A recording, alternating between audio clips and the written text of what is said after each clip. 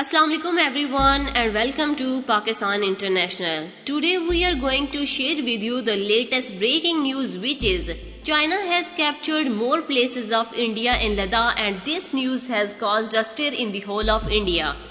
Dear subscribers, we are not publishing this news ourselves. On the contrary, the former BJP MP has revealed this himself.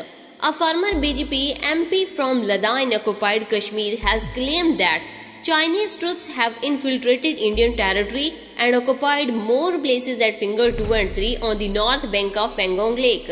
Yesterday, he gave an interview to India's news channel Hindustan Times, in which he said all this information given to him by the resident of area near of line of actual control told him that the situation of the border was worrying and that the Chinese army had not occupied more key locations at Finger 2 and 3, did not even completely empty the hot spring areas. Dear subscribers, do you remember there was an agreement between India and China at which the buffer zone has been created. Either India nor China can go there. But at this situation you can see Indian former BJP MP has revealed this himself that China has captured more places of India and Ladakh and India can do nothing. But this agreement is a deception only for the people of India. He said that according to the locals, the Indian troops are housed in tents which are not suitable to extremely cold weather condition.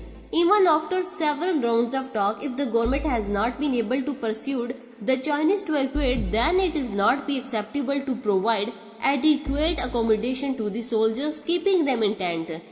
Today, China has captured more places of India and Ladakh, and this situation is extremely surprising for India. What do you think about this situation? Comment below. Also, you should like our video, make sure to subscribe to our channel, click on bell icon, also share our video to all social media accounts. Until Allah Hafiz, goodbye.